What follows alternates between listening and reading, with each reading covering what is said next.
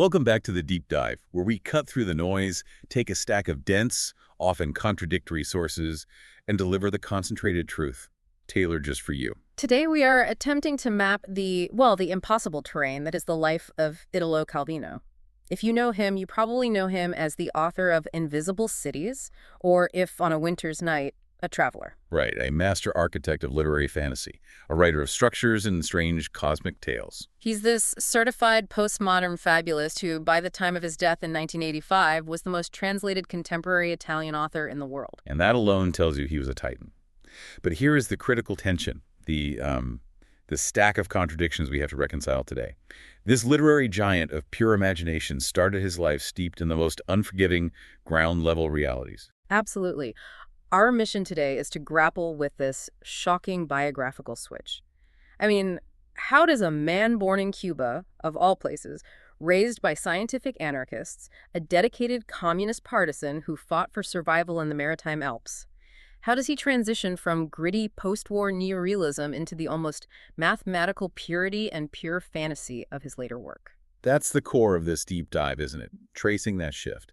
We're trying to track a mind that started out documenting a very specific, harsh reality, but ended up obsessed with charting the edges of imagination and the mechanics of storytelling itself. We need to understand the influence of science, the burden of his politics, and that exact moment he realized the fable was the only structure large enough to contain all of his doubts and ideas. So we'll follow that trail rigorously. We're going to start with his unusual, scientifically rigid childhood in San Remo, move through the crucible of the World War II resistance, right up to the rarefied intellectual air of Paris's Oulipo group. And finally, his lasting legacy, which is etched not just onto the page, but onto the surface of the planet Mercury. Okay, so let's start with the beginnings, which, as you said, immediately announce a paradox.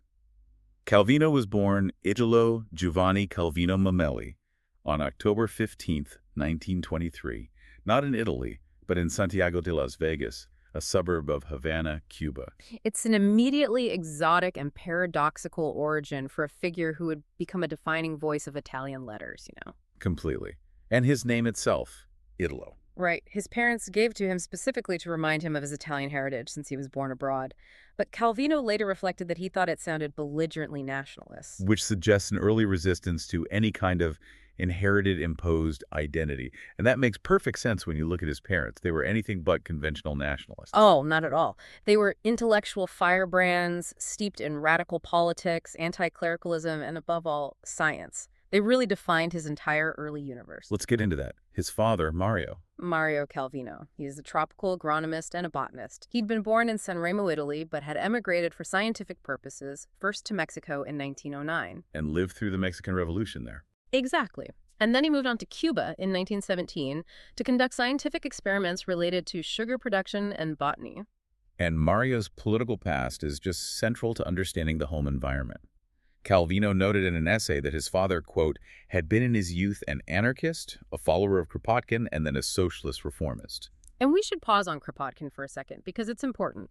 Peter Kropotkin wasn't about chaos. He was an influential Russian philosopher who advocated for a kind of anarchist communism based on mutual aid and scientific principles. So Calvino's father wasn't just some vague political idealist. He believed in structured, scientifically guided social change.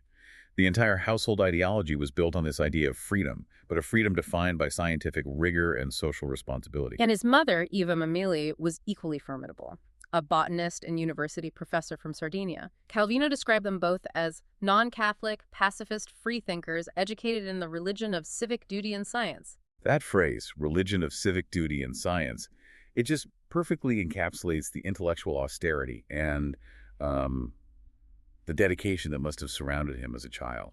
The family moved back to Italy in 1925, settling in San Remo on the Ligurian coast.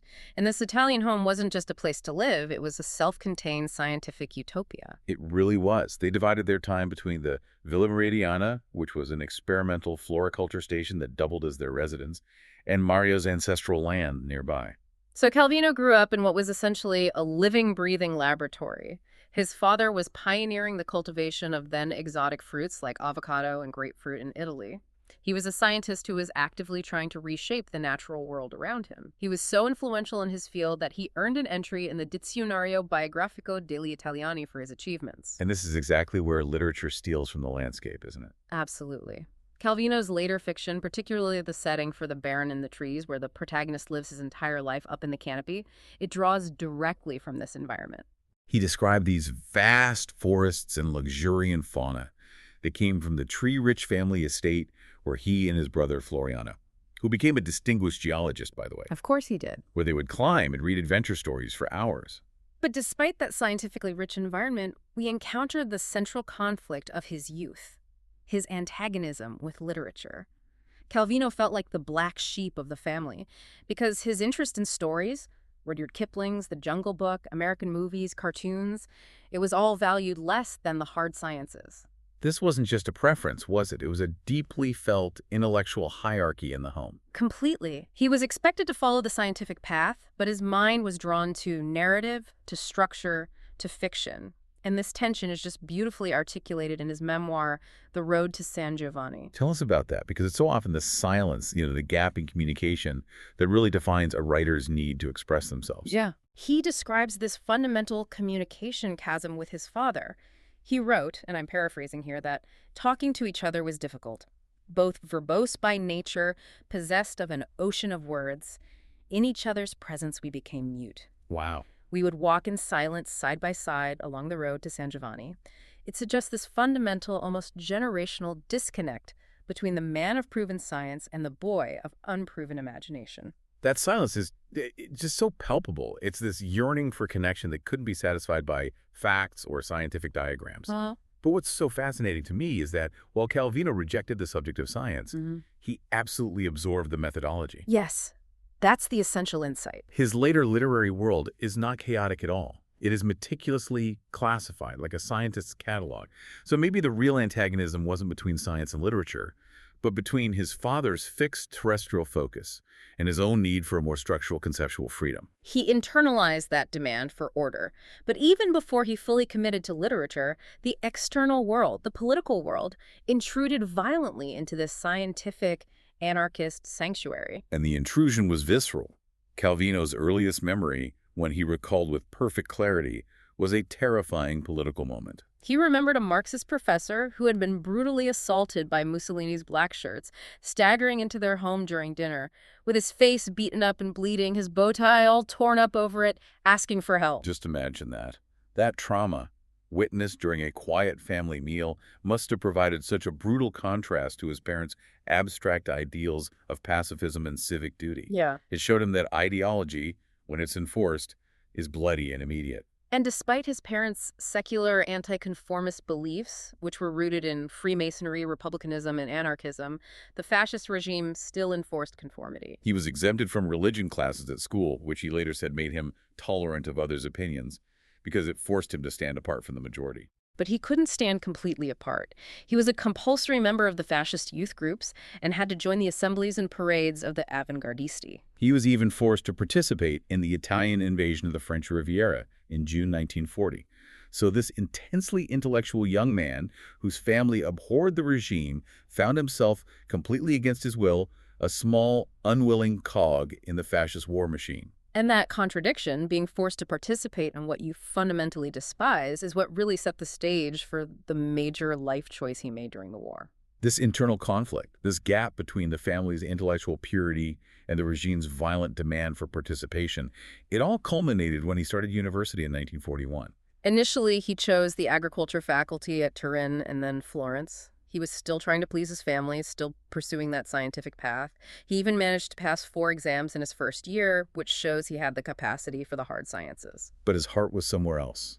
His real aspiration was to be a playwright, and his reading list was just a perfect synthesis of all his future literary concerns. It really was. He was secretly devouring anti-fascist writers like Elio Vittorini and Cesare Pavese, while at the same time reading scientific heavyweights like Planck, Heisenberg, and Einstein, just absorbing the fundamental laws of the physical universe. And this is where that literary ambition and the scientific background merge into decisive action.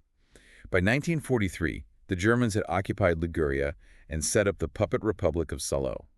Calvino, who was 20 years old at the time, refused military service and went into hiding. This was a profoundly political and moral choice. And his choice of resistance group reveals his structured, almost scientific approach to politics. He looked at the options, and he concluded that, of all the partisan groupings, the communists, the Garibaldi brigades, were the best organized, the most effective, and had the most convincing political line. It wasn't just an emotional decision. It was a pragmatic, reasoned calculation of efficiency. So for 20 months, he fought as a partisan. He used the nom de guerre Santiago in the Maritime Alps. Life was rugged, dangerous, and immediate. He was completely immersed in the raw, ethical demands of survival and liberation. And the danger wasn't confined to him. Because he refused conscription, his parents were held hostage by the Nazis for an extended period at the Villa Meridiana. The stakes could not have been higher. This is where the quiet strength of his mother, Eva, is revealed. Calvino's tribute to her tenacity during this ordeal is such a humanizing moment in a story full of abstract political ideals. It is. He wrote that she was an example of tenacity and courage, behaving with dignity and firmness before the SS and the fascist militia, and with her long detention as a hostage. And he mentions that the black shirts 3 times pretended to shoot his father in front of her eyes. Unbelievable psychological torture. And that image, the botanist, the free thinker, enduring that to protect her husband, it really brings home the human cost of the resistance and the sheer moral fortitude that was required. After the liberation in 1945, Calvino moved to Turin, and he switched his major definitively to the arts faculty. He solidified his political identity. The war didn't just provide material for his writing. It solidified his commitment to the Communist Party, the PCI. He viewed civilian life as a continuation of the partisan struggle, throwing himself into the workers' movement and the associated intellectual circles in Turin. He graduates in 1947 with a master's thesis on Joseph Conrad, which is interesting, isn't it? It's very telling. Conrad was a writer fascinated by exotic settings, moral ambiguity, and the inner lives of men tested by extreme external pressures. This interest in the exotic and the moral tightrope, it acts as a predictive insight into Calvino's own future obsessions. He quickly landed a pivotal role at the Einaudi publishing house in Turin, initially in publicity, working alongside intellectual giants like Cesare Pavese, Natalia Ginzburg, and Norberto Bobbio. This placed him at the absolute nexus of Italian intellectual post-war life. His career trajectory was heavily political at first. He actually left Einaudi for a while to focus on politics, working as a journalist for the official communist daily L'Unità and the political magazine Rinascita. And it was during this period of intense political commitment that his first novel, The Path to the Nest of Spiders, was born in 1947. It was written with the editorial advice of Pavese. It won the Premio Ricciani, and it was a surprise success, inaugurating his neorealist period. And for you, the listener, we should quickly define neorealism here. This was the dominant aesthetic in post-war Italy, committed to portraying the grim socio-economic and political realities of the country without any idealization. It was gritty, immediate, and firmly rooted in the physical, messy world. Calvino contributed to this movement, basing his novel on his wartime experiences. But the most important piece of feedback came from his friend Cesare Pavese, who had this remarkably clairvoyant view of the young author. What did he say? Pavese called him a squirrel of the pen who observed partisan life as a fable of the forest. Hold on, a fable. This was supposed to be the essence of gritty realism. Pavese detected the fantastic lurking in his most grounded war novel. He did. And you have to ask, what specific elements in Nest of Spiders hint at that fantastic viewpoint Pavese detected? Well, it was the narrator, right? Exactly. It was the deliberate selection of the narrator, Pin, a young boy. By choosing a child's perspective, Calvino automatically injects a level of detached, almost mythical wonder into this brutal narrative.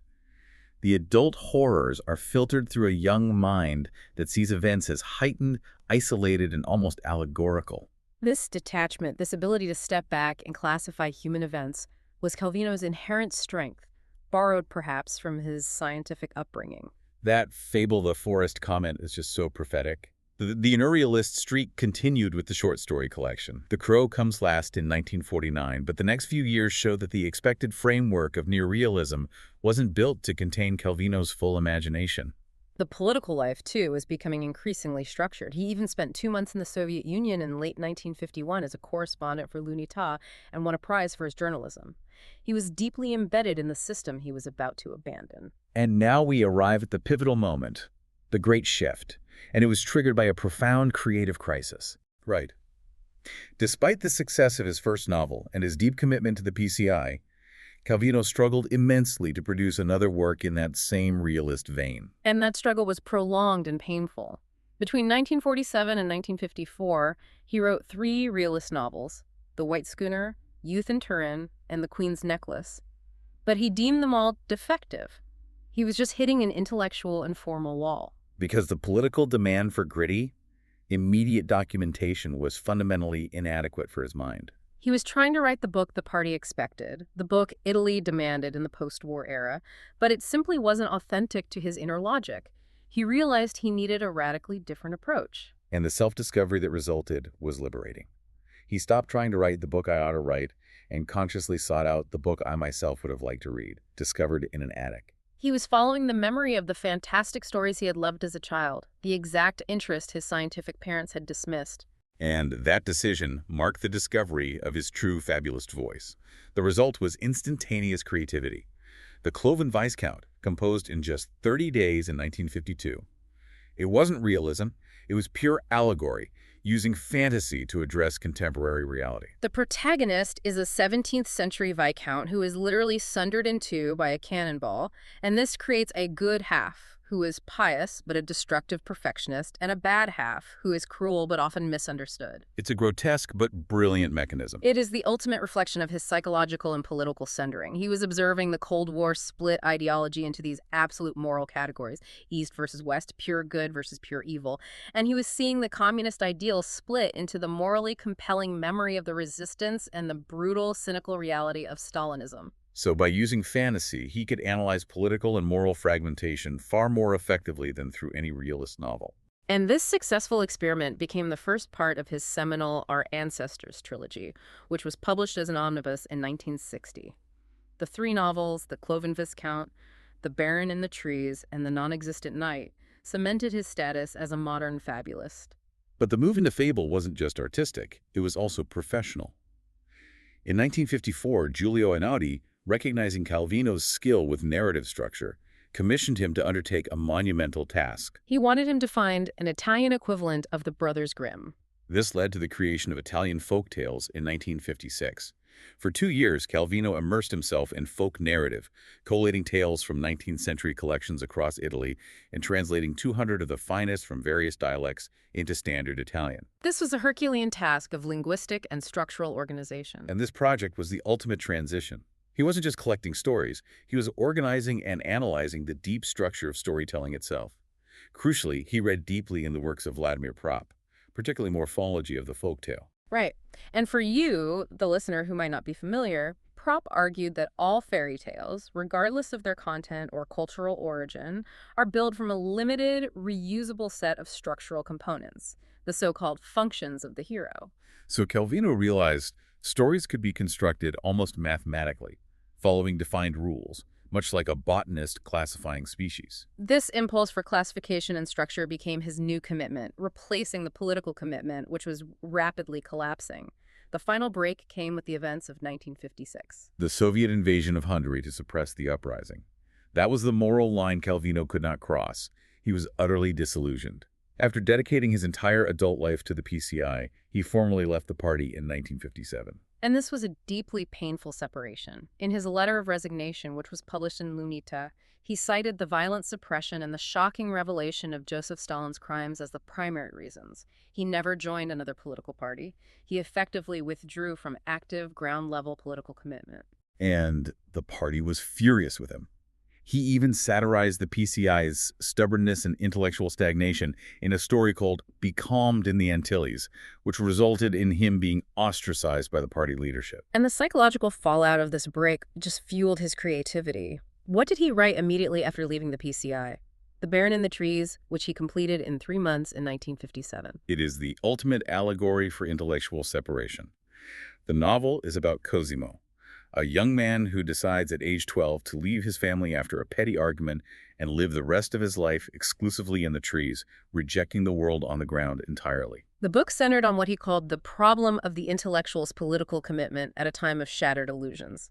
Having been forced to participate in the fascist movement as a youth, and then disillusioned by the communist movement as an adult, Calvino literally used the fable to ascend above the messy, contradictory, ground-level reality of politics. That is a profoundly sad and decisive image, isn't it? After fighting for 20 months on the ground in the Alps, his first major act of creative freedom, is to physically remove himself and ascend into the canopy. It suggests that for him, true intellectual honesty required distance, not immersion. This move ushered in a new chapter, not just creatively, but professionally. With Elio Vittorini, he became co-editor of the cultural journal Il Manabolo from 1959 to 1966, focusing entirely on the role of literature in the modern industrial and technological age. It further cemented his interest in structure and modernity over traditional realism. So the great shift was complete, from the immediate dirt of neorealism to the conceptual era of fable. And this intellectual move quickly led to a physical and intellectual globalization, starting with America. Yes, despite the Cold War restrictions on former communists, Calvino was invited by the Ford Foundation and visited the United States for 6 months between 1959 and 1960.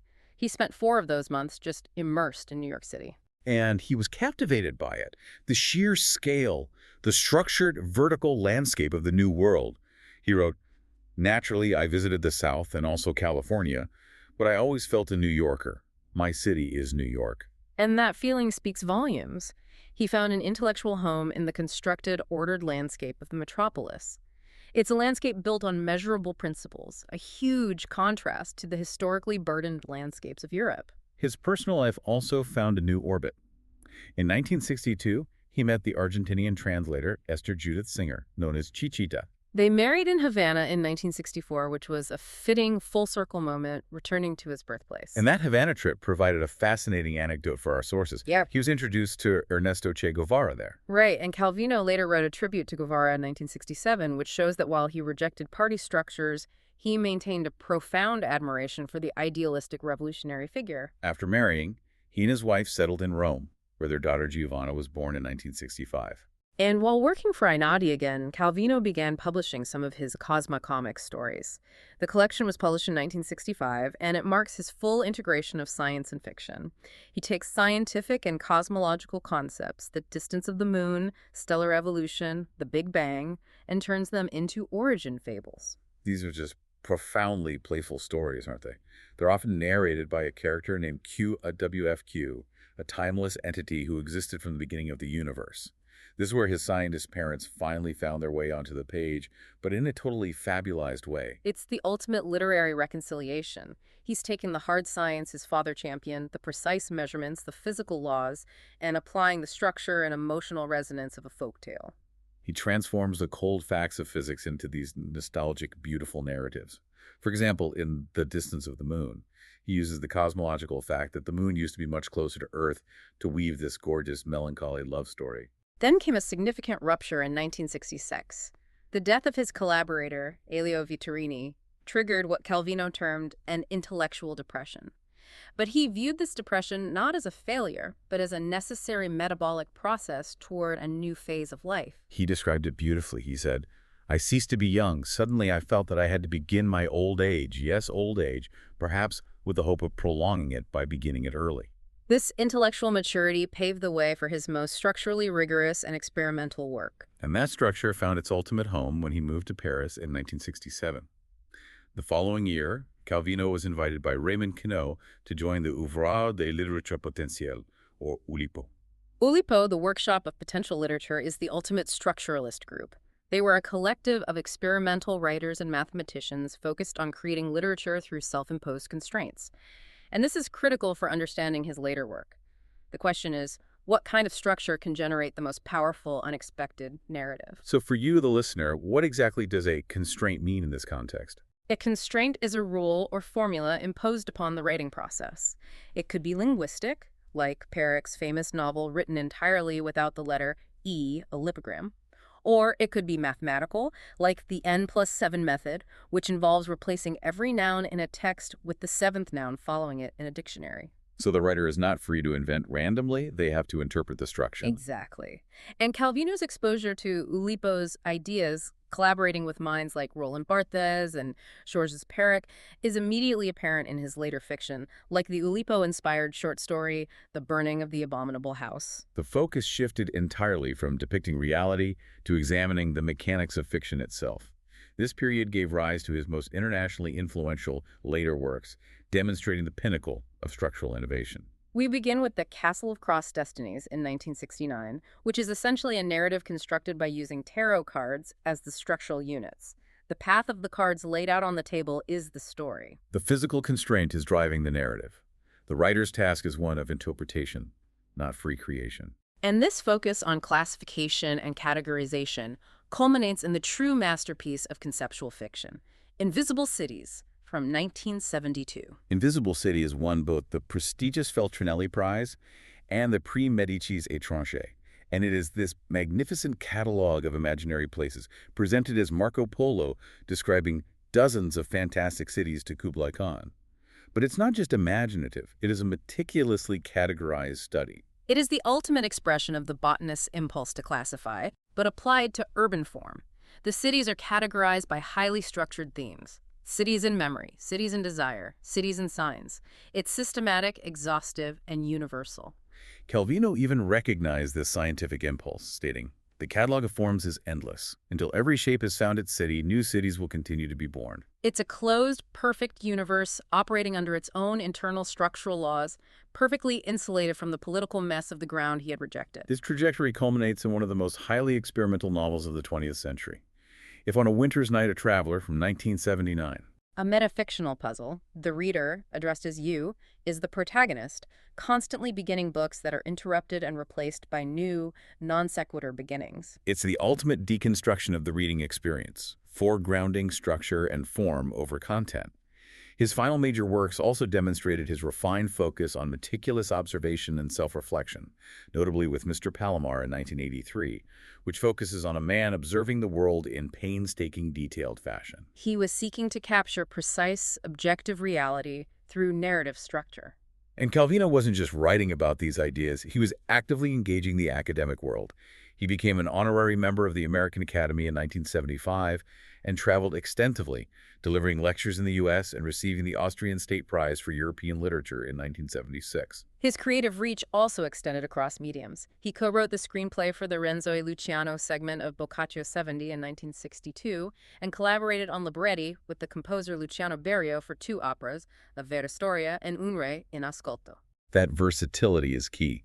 In 1981, he accepted the role of jury president for the 38th Venice Film Festival, cementing his position as a central figure in the entire spectrum of Italian arts and letters, recognized for his structural brilliance across diverse creative fields. By the mid-1980s, Calvino was still intensely working, consolidating his vision of literature for the future. He had reached a point of profound intellectual clarity. In the summer of 1985, he was diligently preparing texts for one of the highest honors in the academic world, the Charles Eliot Norton Lectures at Harvard University. These are meant to be his definitive statement on the enduring values of literature for the next era. Tragically, he never delivered them. Calvino suffered a stroke on September 6, 1985, while staying at his villa in Rocamere, where he was polishing the lecture material. He died less than 2 weeks later on September 19th in Siena of a cerebral hemorrhage, aged just 61. He's buried in the cemetery garden of Castiglione della Pescaia, near the sea he loved. But fortunately for us, his Harvard lecture notes were published posthumously, first in Italian in 1988 and then in English in 1993 as 6 memos for the next millennium. And they are powerful, elegant essays that lay out his core literary values: lightness, quickness, exactitude, visibility, multiplicity, and consistency, though he only completed 5 of the 6. These memos stand as a testament to the structural and conceptual rigor he had spent his entire career refining. They are the final classification from the son of the botanist. His legacy is just so far-reaching. As a consulting editor at Einaudi, he played a crucial role in shaping post-war Italian literature, fostering an entire generation of talent. He helped publish major authors like Mario Rigoni Stern, Gianni Colati, and Leonardo Sciascia. And his fabulous works continue to inspire new media adaptations. For example, the 2011 American short film La Luna by Enrico Casarosa was loosely based on The Distance of the Moon from his Cosmic Comics collection. It just demonstrates the universality of his imaginative concepts. It's hard to imagine a more fitting tribute to the man who used cosmology as a starting point for his fables than the fact that his memory is literally etched into the universe. It's true. A crater on the planet Mercury is named Calvino, as is the main belt asteroid 22370 Italo Calvino. He received numerous lifetime honors, including the World Fantasy Award for Life Achievement in 1982. It's just a remarkable journey from partisan fighter, fighting for physical liberation in the Alps, to a cosmic fabulist charting alien cities and demanding structural rigor. So what's this all mean for us? If we connect this entire paradoxical biography, the tension between the scientific home, the political commitment, and the eventual artistic withdrawal, it raises a powerful final question. It does. Calvino wrote The Baron in the Trees, the story of a man who chooses to live entirely separate from the ground, conducting his life in the canopy, immediately after he left the Communist Party and disavowed direct political commitment. So, considering his upbringing steeped in scientific observation and political action, and his eventual pivot toward Oulipo constraints, structure, and pure fantasy, was Calvino's ultimate literary genius found not in observing the world directly, but in meticulously charting the space between reality and pure imagination, finding the necessary clarity and moral structure only when elevated high above the ordinary contradictory ground. Was that act of intellectual separation, the ascent into the canopy, the ultimate way for him to honor the utopian ideals of his anarchist parents and their commitment to scientific order without succumbing to the messy failures of 20th century political movements? That is the fascinating, challenging thought we leave you with today. A fantastic thought to leave you with as you process this deep dive. Thank you for joining us. We hope we've given you the shortcut to understanding the surprising life and paradoxical genius of Italo Calvino.